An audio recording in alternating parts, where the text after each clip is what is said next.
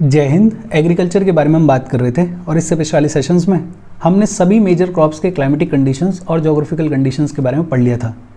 आज हम बात करेंगे इस चैप्टर के last topic technological and institutional reforms के बारे में। देखो, ये हमें समझ में आता है कि हमारे कंट्री में एग्रीकल्चर प्रेडोमिनेंट एक्टिविटी है। In fact more than 60% of our population is dependent on agriculture. और जैसे जैसे पॉपुलेशन बढ़ती जा रही है, एग्रीकल्चर अपने आप में चैलेंजिंग होता जा रहा है, बिकॉज पॉपुलेशन के बढ़ने की वजह से फूड की डिमांड बढ़ती जा रही है।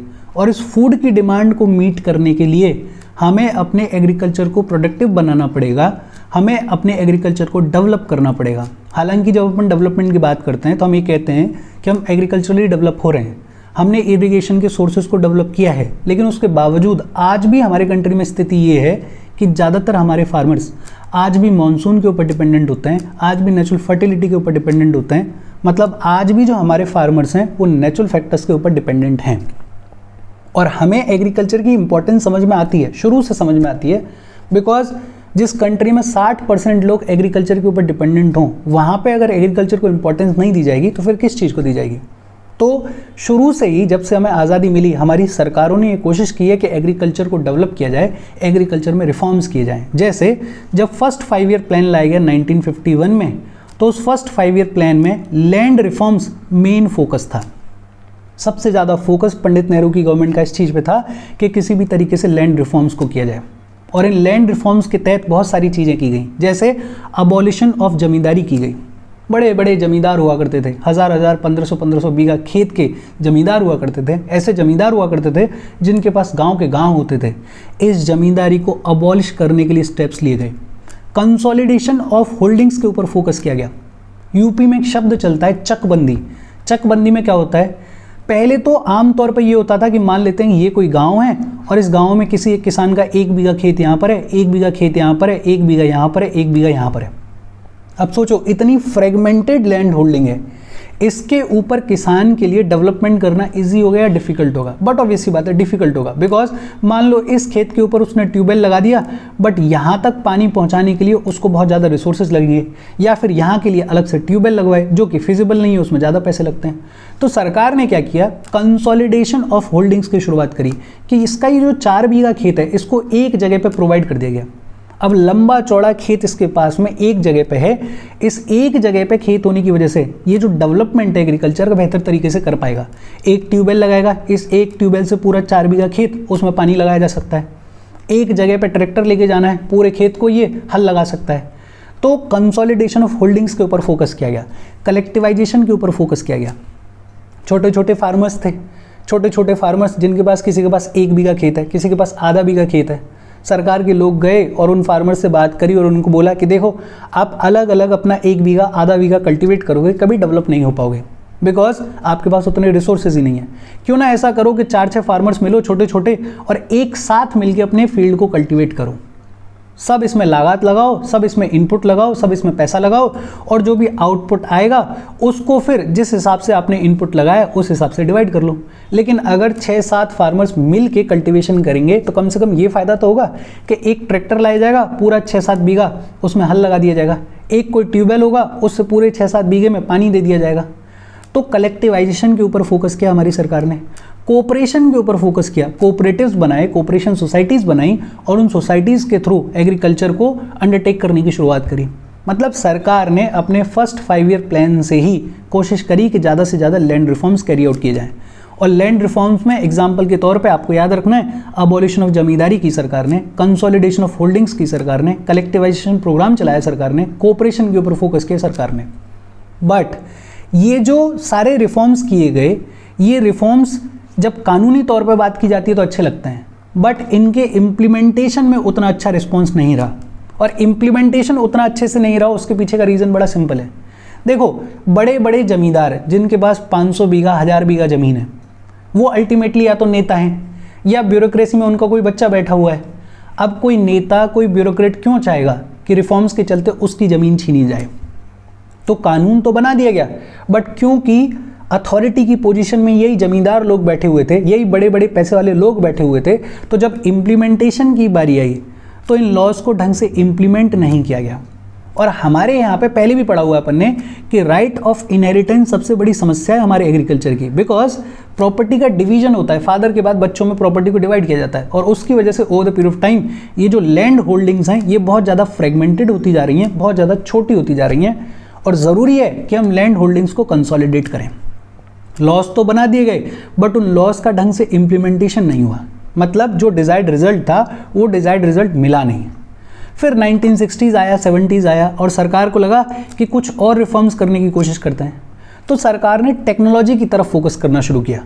1960s में, 1970s में एक तो सरकार लेकर आई ग्रीन रिवोल्यूशन, और इस ग्रीन रिवोल्यूशन की वजह से HYV सीड्स को इंट्रोड्यूस किया गया, हाई यील्डिंग वैरायटी सीड्स को इंट्रोड्यूस किया गया, ऐसे सीड्स जिनसे यील्ड इंक्रीज हो, जिनसे प्रोडक्टिविटी इंक्रीज हो। ग्रीन रिवोल्यूशन के फादर वर्ल्ड वाइड कौन है? नॉर्मन बोरलंग। क्या नाम है? नॉर्मन बोरलंग। और इंडिया में फादर ऑफ ग्रीन रिवोल्यूशन कौन है? MS स्वामीनाथन। ये दोनों नाम याद रखना। इंडिया में कौन है father of green revolution? MS Swaminathan. और वर्ल्ड वाइड कौन है? नॉर्मन बोरलंग। क्या नाम है? नॉर्मन बोरलंग। ग्रीन रिवोल्यूशन लाया गया, और ग्रीन रिवोल्यूशन की वजह से हमारे यहाँ पे जो ओवरऑल एग्रीकल्चर का डेवलपमेंट है वो बेहतर हुआ। हालांकि जब आप हायर स्टडीज़ में जाओगे तो ग्रीन रिवोल्यूशन के नुकसान के बारे में भी बातचीत होती है, जैसे सैलिनाइजेशन ऑफ सॉइल वगैरह जो है, लैंड डिग्रेडेशन जो है, वो एक आउटकम है ग्रीन रिवोल्यूशन का। लेकिन फिलहाल के लिए इतना याद रखो कि हाँ, ग्रीन रिवोल्यूशन लाया गया, HYV सीड्स को इंट्रोड्यूस किया गया व्हीट के लिए, और इस ग्रीन रिवोल्यूशन की वजह से हमारे यहाँ पे खासकर पंजाब हरियाणा वाले रीजन में जो ओवरऑल प्रोडक्टिविटी है वो इंक्रीज हुई। साथ ही साथ वाइट रिवोल्यूशन लाया गया, जिसको ऑपरेशन फ्लड भी कहा जाता है। डेयरी फार्म डेवलपमेंट का प्रोग्राम था ये। बेसिकली शहरों से गांव का जो डेयरी है, मिल्क प्रोडक्टिविटी है, उसको लिंक किया गया। मिल्क प्रोडक्शन को शहर के मार्केटों से इंटीग्रेट किया गया, कोऑपरेटिव सोसाइटीज़ बनाई गई, और इसकी वजह से भी ओवरऑल जो डेवलपमेंट है वो बेहतर हुआ। बिकॉज जो गांव में किसान रह रहा है, जिसके पास में अपनी भैंस है, अब उसका जो दूध है वो मार्केट तक पहुंच पा रहा है, उसको अब अपने मिल्क की एडुकेट प्राइस मिल पा रही है। ओवरऑल एक फार्मर के लिए एक alternate source of income generate हो गया। ये जो वाइट रिवोल्यूशन है, इसकी शुरुआत किसने की? इसकी शुरुआत करी डॉक्टर वर्गीस कुरियन। क्या नाम था? डॉक्टर वर्गीस कुरियन ने। और इसकी शुरुआत हुई थी 13 जनवरी 1970 को। कब शुरू हुआ था ये? 13 जनवरी 1970 को। किसने शुरुआत करी? डॉक्टर वर्गीस कुरियन ने। ग्रीन रिवोल्यूशन आया, वाइट रिवोल्यूशन आया। इंस्टेंटली अगर देखते हैं तो इनके जो रिजल्ट्स हैं वो भी बहुत बेहतर थे, लेकिन इनमें भी एक प्रॉब्लम थी। प्रॉब्लम क्या थी? It led to the concentration of development in few selected areas. जैसे ग्रीन रिवोल्यूशन आया, ग्रीन रिवोल्यूशन का फायदा हुआ, लेकिन ग्रीन रिवोल्यूशन का जो फायदा है वो पंजाब में देखने को मिला, वो हरियाणा में देखने को मिला। कॉन्सेंट्रेटेड डेवलपमेंट कि कुछ एरियाज बहुत ज़्यादा डेवलप हो गए, कुछ एरियाज को इस ग्रीन रिवोल्यूशन का फायदा हुआ, लेकिन इसके आसपास जो और एरियाज थे वहाँ पे ग्रीन रिवोल्यूशन का फायदा नहीं देखने को मिला। इनफैक्ट उल्टा हुआ कि नुकसान हो गया। बिकॉज पंजाब हरियाणा में तो आपने फैसिलिटीज़ को डेवलप कर दिया, वहाँ पे तो एक्सेसिव डेवलपमेंट हो रहा है, वहाँ का किसान ग्रो हो रहा है, लेकिन आसपास जो और किसान हैं उनको फ़ायदा नहीं हो रहा है, बिकॉज आपने सारे रिसोर्सेज भी पंजाब और हरियाणा में लगा दिए। वैसे ही हो रहा था वाइट रिवोल्यूशन के साथ में कि गुजरात में तो वाइट रिवोल्यूशन का बहुत फ़ायदा हुआ, लेकिन बाकी के कंट्री में वाइट रिवोल्यूशन का उतना पॉजिटिव इम्पैक्ट नहीं देखने को मिला।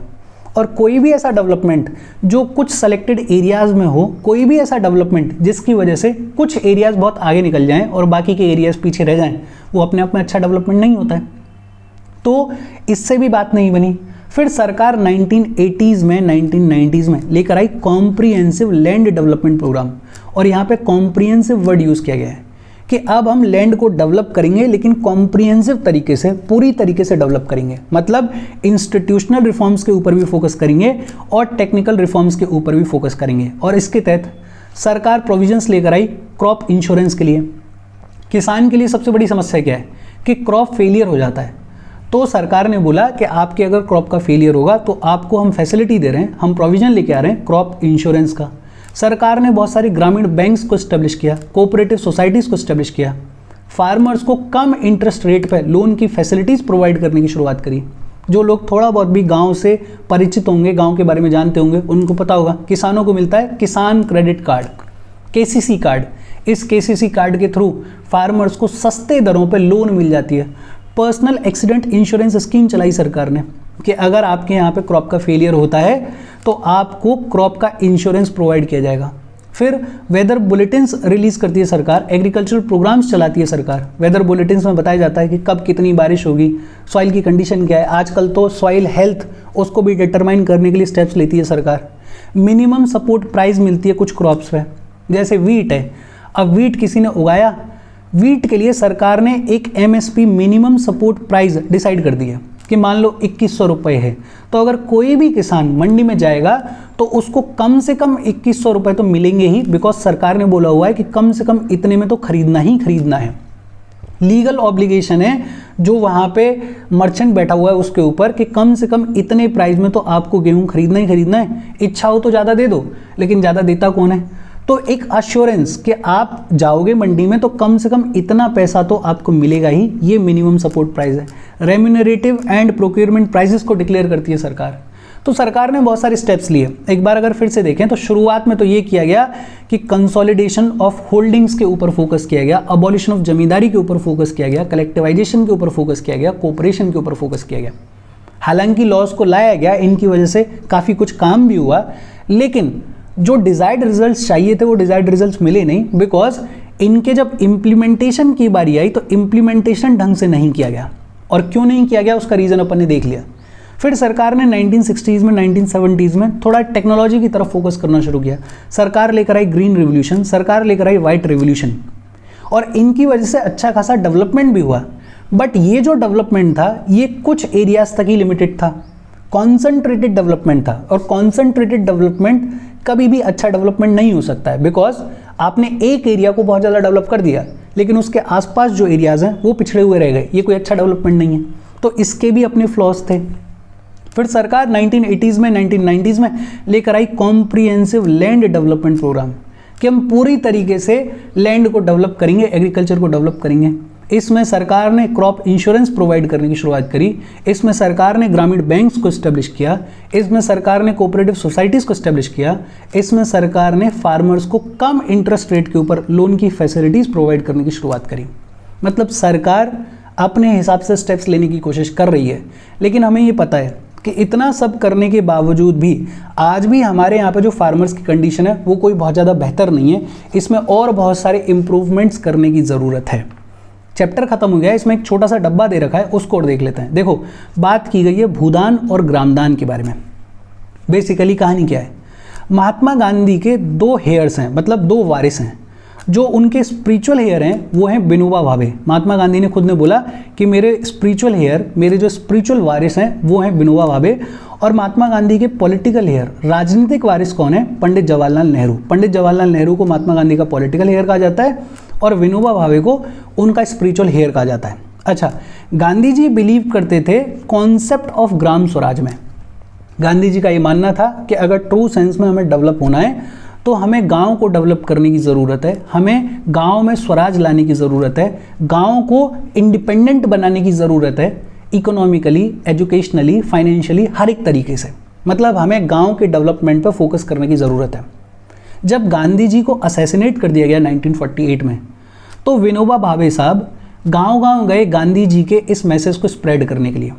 गांव-गांव जाते थे, पदयात्रा करते थे और लोगों को बताते थे कि किस तरीके से गांव को डेवलप किया जा सकता है, कॉन्सेप्ट ऑफ ग्राम स्वराज क्या है। ऐसे ही एक मीटिंग में एक गांव, आंध्र प्रदेश के एक गांव पोचमपल्ली में विनोबा भावे एक लेक्चर दे रहे थे। विनोबा भावे बता रहे थे कि किस तरीके से ग्राम स्वराज का कॉन्सेप्ट काम करता है, किस तरीके से गाँव को डेवलप किया जा सकता है।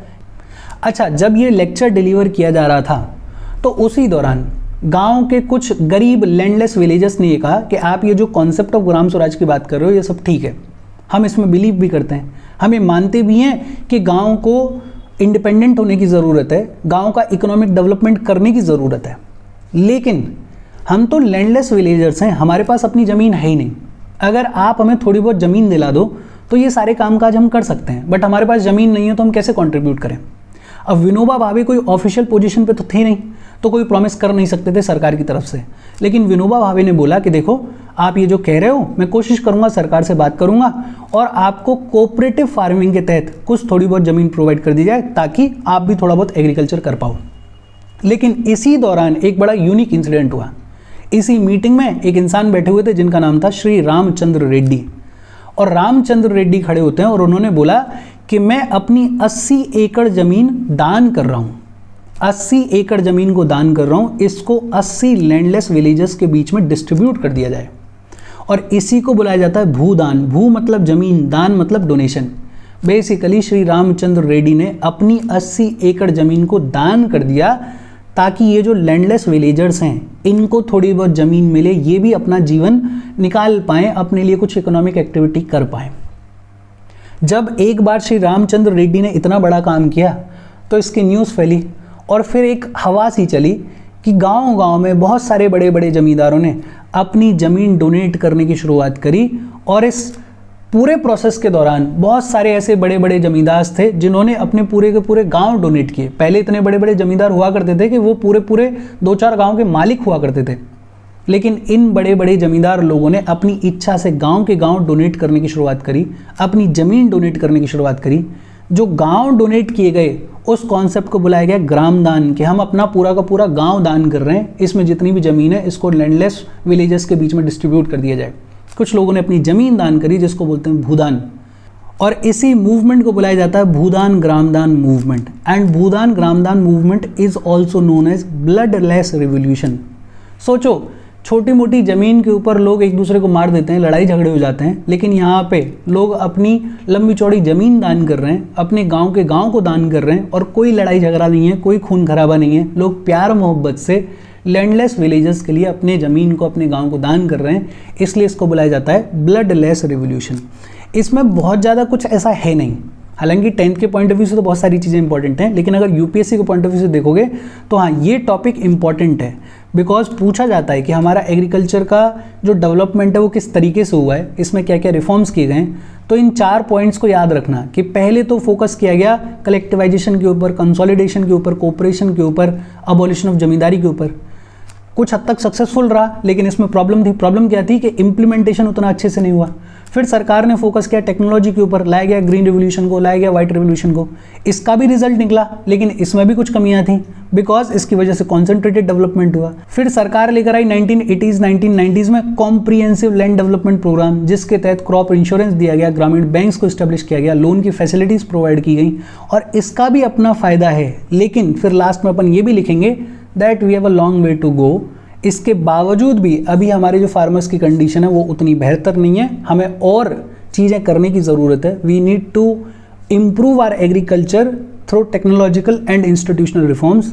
लंबा रास्ता चलना है, रिफॉर्म्स करने की ज़रूरत है। मिनिमम सपोर्ट प्राइस के ऊपर आए दिन झगड़ा होता रहता है, वो आपको पता ही होगा। बाकी भूदान ग्रामदान मूवमेंट मुझे लगता नहीं है कि यूपीएससी पूछेगा, लेकिन फिर भी इससे रिलेटेड छोटी छोटी चीज़ों को याद रखो। Thank you very much.